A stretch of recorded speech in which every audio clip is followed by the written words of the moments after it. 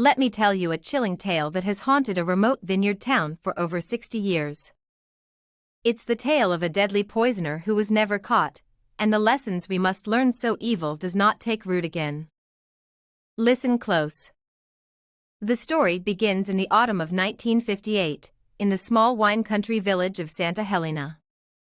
At the time, Santa Helena was home to just over 300 people, most employed by the town's world-famous winery, Sweet Creek Cellars. Sweet Creek produced some of the finest wines in the world. People came from far and wide to sample the supple Chardonnays and robust Cabernets aging in its cavernous cellars beneath the earth. The winery was Santa Helena's pride and joy. So when several guests grew sick and died after drinking Sweet Creek wine, it sent shockwaves through the community. It began small, a few scattered complaints of sour stomachs, dizziness and nausea. But soon perfectly healthy adults were being struck down with violent and unexplained illnesses. By October, 5 tourists had died after drinking Sweet Creek wine. The police and health department descended quickly, certain this was foodborne poisoning. But an exhaustive investigation uncovered nothing amiss. The grapevines showed no blight or pests. No toxins or bacteria were found in soil samples, barrels, bottles or glasses. Employees all passed questioning and polygraph tests. Through it all, Sweet Creek wines kept being produced using the exact same methods. Yet the deaths continued, with no traceable pattern or cause. It seemed some sinister force was determined to ruin the winery's sterling reputation. As fear mounted, temptation arose to use this crisis for personal gain. Rodrigo Diaz, owner of a struggling local vineyard, boldly claimed Sweet Creek had poisoned their own wines to drive customers to competitors. Mr. Diaz wanted the failing town brought under his banner instead. Others soon joined the rabble, hoping to profit like vultures from Sweet Creek's fall. Even faithful residents felt faith wavering. By the peak of fall tourism, Santa Helena was on the verge of anarchy. The police threatened to shut Sweet Creek down for good. That's when the winery owners, the Rossi brothers, took drastic action. They decided to hold a public tasting with their entire family being the guinea pigs. On the big day, hundreds gathered in Sweet Creek's tasting garden. A row of new uncorked bottles stood on a table, their ruby contents glinting in the sun. One by one, the Rossis stepped forward raising glasses of wine the police had just poured and tested themselves. As the crowd waited with bated breath, the family drank deeply from every glass. Nothing happened.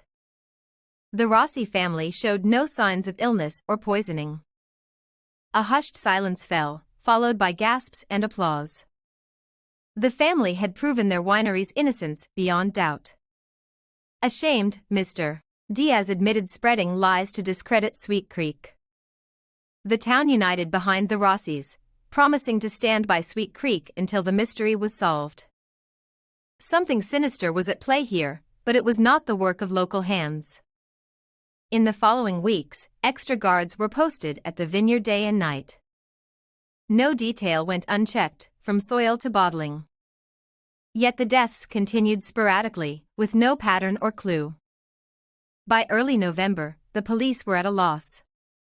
That's when people started whispering that the poisoner could walk among them, unsuspected. Fear and mistrust blossomed like a poisonous bloom. Friends eyed friends warily. Old grudges and jealousies festered. The close-knit town began eyeing outsiders with suspicion, circling their wagons against the unknown. Dark times had come to Santa Helena. Each bottle opened held dread and uncertainty. At night, citizens tossed fitfully, imagining the poisoner lurking just outside their windows.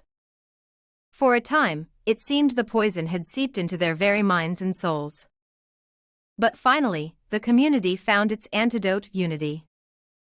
At a dark hour when many favored vigilantism and paranoia, inspirational leaders like Mayor Abbott reminded the people that only light could dispel such darkness. His wise words helped the town council steer citizens towards hope instead of hatred. Instead of suspecting each other, they cooperated closely with detectives to root out the evildoer. By late November, the poisonings had mysteriously ceased, though no culprit had been caught. With the crisis past, Santa Helena breathed easier for the winter holidays. After so much heartache, they needed time to heal. But the following autumn, poison struck Sweet Creek's wines again just before peak tourist season, threatening economic ruin. 5 more random deaths brought fearful memories rushing back. This time, armed citizen patrols guarded the winery day and night. Yet the killer somehow evaded them, escaping every trap and casting suspicion in all directions. The police were helpless to stop the havoc or decipher the pattern to the murders. Caught in this storm of uncertainty, the town council took their stand. Santa Helena would not be ruled by fear. If travel and tourism plummeted, so be it. By sacrificing profits, they might yet save their souls. United by wise leadership, the town remained calm. They rejected suspicion and stood firm as one people, trusting the police investigation to run its course. Their faith was rewarded. By staying vigilant but not vigilante, they avoided another downward spiral. Sure enough, that winter the deaths again mysteriously ceased. Life regained joy and rhythm. Yet each spring brought dread of the cycle restarting. The killer seemed almost supernatural, appearing from and vanishing into thin air. For over a decade, the yearly poisonings continued, targeting Sweet Creek wines during peak tourism. The trend was clear: whoever was responsible wished to erode faith, create chaos, and collapse the town's economy.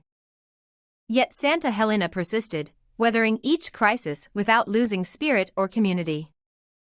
Their resilience proved the triumph of human bonds over cruelty. But still the question loomed. Who was behind such a darkly brilliant plot? Few had witnessed more suffering than Father Caleb, who had comforted the sick and officiated too many funerals. After so much turmoil, the truth came to him almost as a vision. One chilly night in late February, he witnessed shadowy figures padding quietly through the winery fields under the stark winter moon, stooping to dig. When the figures noticed Father Caleb watching, they melted into the darkness. The next morning the priest told the police what he'd seen and his revelation. For years they had focused on stopping the poisoner, when they should have watched the plants. The father's hunch proved correct. A scientist named Dr. Silva was found living deep in the forest outside Santa Helena. Formerly employed by Sweet Creek, he had been let go years ago due to unstable behavior and was now the prime suspect. Evidence found in the doctor's journals indicated he had developed an ingenious delayed-release plant poison. By meticulously treating specific vines, he could ensure toxins only activated weeks later during wine production, preventing detection. It was a scheme both brilliant and diabolical. The poisonings were untraceable, the work of a patient murderer who had concealed himself in plain sight. Yet his scheme to discredit Sweet Creek and collapse Santa Helena's economy had failed. Thanks to steadfast leadership that calmed fears and kept the people united in hope, the town had persevered through the shadowy timelines. And though the poisoner had not faced justice, the clarity of truth brought its own healing. In the decades since, Santa Helena has thanked Father Caleb's vigilance for finally revealing the enemy's identity, even if too late to jail the man himself. And they erected a fine statue honoring Mayor Abbott's stalwart leadership during crisis. Most of all, the town remembers that only by sticking together were they able to withstand the darkness. By putting community over suspicion, they ensured evil did not shred the bonds between them. So ends the tale of the poisoned wines, and the man who sowed harm only to see community prevail. Though the human spirit was tested, the people of Santa Helena proved that goodness shared lightens even the darkest valley. When all seems hopeless, have faith, there are always more who keep the candle lit than those who try to snuff it out. Now it's your turn, dear reader. What wisdom do you glean from this parable of a town united against unseen evils both without and within?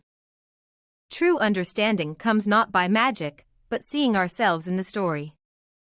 What poisons take root in your own life? How can we cultivate communities strong enough to repel the toxins of fear and distrust? The answers, as always, begin in our own hearts. Until next we meet, fare thee well. And remember, stand vigilant, but never alone. The light is closer than you think.